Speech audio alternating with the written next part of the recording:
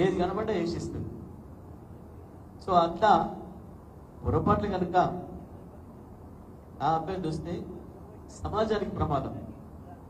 ఎందుకంటే ఒక దుర్మార్గుడు చేతికి ఆయుధం ఇస్తే ఏం జరుగుతుంది? సమాజానికి నష్టం జరుగుతుంది. పిచ్చోడి చేతికి రాయిస్తే ఏమవుతుంది? ఎదురుకున్న దొంగ తలకాయ బాగుంటుంది. ఇప్పుడు అదే పని అవుతుంది. డబ్బుకు నాయన చేతికి అధికారం ఇస్తే ప్రజలు బాక్మెయిల్కి గురవుతారు. సమాజంలో ఒక చెడ్డవన్నీ గెలిపించిన చెడ్డ పేరు మనకు కూడా వస్తుంది. దానివల్ల ప్రజలకు కీడు జరుగుతుంది. కాబట్టి ముగ్గురు అభ్యర్థులు చూసినా మన అభ్యర్థి అన్ని రకాలుగా మంచుకున్నాడు. వాళ్ళందరిలో ఆలోచన వచ్చింది. నేను చాలా మందితో మాట్లాడుతున్నాను. రిటైర్ అయిన ఉద్యోగస్తులందరినీ పిలిచి మాట్లాడాను నేను నిన్న మొన్న. ప్రతి ఒక్కరు సార్ అడగలనా సార్, మేము చూస్తున్నాం కదా అన్ని ఏం జరుగుతుందో. ఈ సమయంలో తప్పకుండా బీఆర్ఎస్ పార్టీ గెలవాలి, బీఆర్ఎస్ అభ్యర్థి గెలవాలి, అందులో మీరు మంచి పిల్లగాని పెట్టారు కాబట్టి తప్పకుండా మేము చేస్తాం అని చెప్పి వాళ్ళందరూ కూడా చెప్తున్నారు. ప్రభుత్వ ఉద్యోగస్తులు కూడా ప్రత్యేకించి మొన్నటిదాకా మన మీద కోపంగా అనుకున్న పంతులు, టీచర్లు అందరూ కూడా ఇవాళ రియలైజ్ అయింది ఏం జరిగింది గతంలో, రాష్ట్రంలో ఇప్పుడు ఏం జరుగుతుంది, ఏందో అనుకుని ఆశతో గెలిపిస్తే ఉద్యోగస్తులకు నిరాశ వచ్చింది. ఏ రూపాయి ఇచ్చింది లేదు, కొత్తగా చేసింది లేదు. రైతులు దెబ్బతిన్నారు, మోసపోయినామని తెలిసిపోయింది. బోనస్ అనేది బోగస్ ఇచ్చేది లేదు అని చెప్పి తీర్మానమే చేసిండు క్యాబినెట్లో.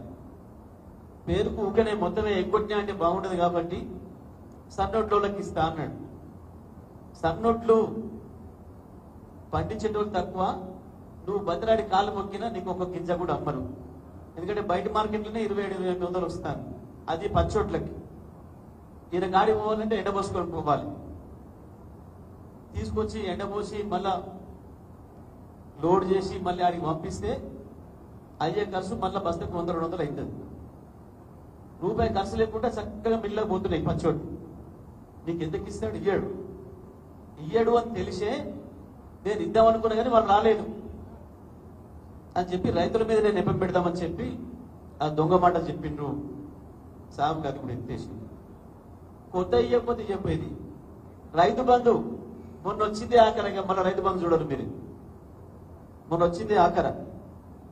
మళ్ళా ఎన్నికలు వచ్చినప్పుడు అప్పుడు తీసే అటకమించి ఏమేమి మాట ఇచ్చినావు మళ్ళీ ఎట్లా మోసం చేయాలి.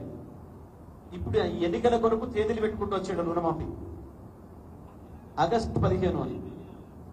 దేనికి? ఈ లోపల గ్రామ పంచాయతీ ఎన్నికలు, ఈ లోకల్ వార్డు ఎన్నికలు కూడా పెట్టాలి, ఓట్లు వేయించుకోవాలి, కథం పట్టాలి. ఇక 4 నెలల నుంచి నాకు చేస్తే నన్ను ఏం చేస్తారు జనం అన్న అహంకారంతో. కరెంటు నిన్న మొన్న చూసారు.